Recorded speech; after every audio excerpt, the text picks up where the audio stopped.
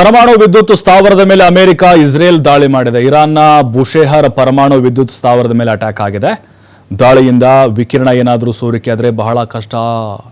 Tehran ಅಷ್ಟೇ ಅಲ್ಲ, Gulf ರಾಷ್ಟ್ರಗಳು ಸಂಪೂರ್ಣವಾಗಿ ಸರ್ವನಾಶ ಆಗಿಬಿಡ್ತವೆ. ದಾಳಿಯಲ್ಲಿ ಒಬ್ಬ ವ್ಯಕ್ತಿ ಸಾವನ್ನಪ್ಪಿದ್ದಾರೆ. ಆಲ್ರೆಡಿ ಸ್ಥಾವರದ ಕಟ್ಟಡಗಳಿಗೆ ಭಾರಿ ಹಾನಿಯಾಗಿದೆ. ಈ ದಾಳಿ ಬೆನ್ನಲ್ಲೇ ಅಮೆರಿಕ ಮತ್ತು ಇಸ್ರೇಲ್ಗೆ ಇರಾನ್ ಎಚ್ಚರಿಕೆಯನ್ನು ಕೊಟ್ಟಿದೆ.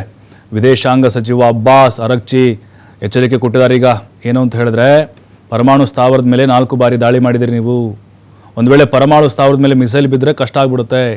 ಟೆಹರಾನು ಇರಾನ್ ಮಾತ್ರ ನಾಶವಾಗುತ್ತೆ ಅನ್ನೋದು ನಿಮ್ಮ ಮೂರ್ಖತನ. ಅದು ವಿಕಿರಣದಿಂದ ಸುತ್ತಲಿರುವಂಥ ಗಲ್ಫ್ ರಾಷ್ಟ್ರಗಳ ಮೇಲೂ ಕೂಡ ಎಫೆಕ್ಟ್ ಆಗುತ್ತೆ.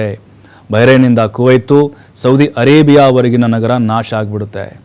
ಇರಾನ್ಗಿಂತ ಗಲ್ಫ್ ರಾಷ್ಟ್ರಗಳೇ ಹೆಚ್ಚು ಅಪಾಯ ಅಂತ ಎಚ್ಚರಿಕೆ ಕೊಟ್ಟಿದ್ದಾರೆ ಇರಾನ್ನ ವಿದೇಶಾಂಗ ಸಚಿವ. ಖಂಡಿತ ಹೌದು, ಯಾಕಂದರೆ ಪರಮಾಣು ಸೋರಿಕೆ ಆದರೆ ಏನಾಗುತ್ತೆ ಹೇಳಿ?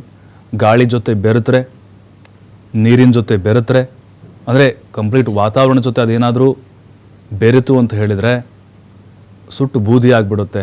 ಅಷ್ಟು ವಿಷಕಾರಿಯಾದಂಥ ಒಂದು ಅನಿಲ ಅಂತ ಹೇಳ್ಬೋದು. ಹಾಗಾಗಿನೇ ಈಗ ಅವರು ಟಾರ್ಗೆಟ್ ಮಾಡ್ತಾ ಇದ್ದಾರೆ. ಮೊನ್ನೆ ಕೂಡ ನಾವು ನೋಡಿದ್ವಿ, ತೈಲ ಘಟಕದ ಮೇಲೆ ದಾಳಿ ಮಾಡಿದಾಗ ಲಕ್ಷಾಂತರ ಲೀಟ್ರು ಕಚ್ಚಾ ತೈಲ ಹಾಗೆ ಹೊಳೆ ಹರಿದಂಗೆ ಹರಿದಿತ್ತು. ಅದೇನಾಗ್ಬಿಡುತ್ತೆ, ಇಡೀ ಭೂಮಿ ಸರ್ವನಾಶ ಆಗಲಿಕ್ಕೆ ಕಾರಣ ಆಗುತ್ತೆ. ಈ ಅಣುಬಾಂಬ್ಗಿಂತ ಬಹಳ ಅಪಾಯಕಾರಿ ಅಂತ ತಜ್ಞರು ಹೇಳ್ತಾ ಇದ್ರು.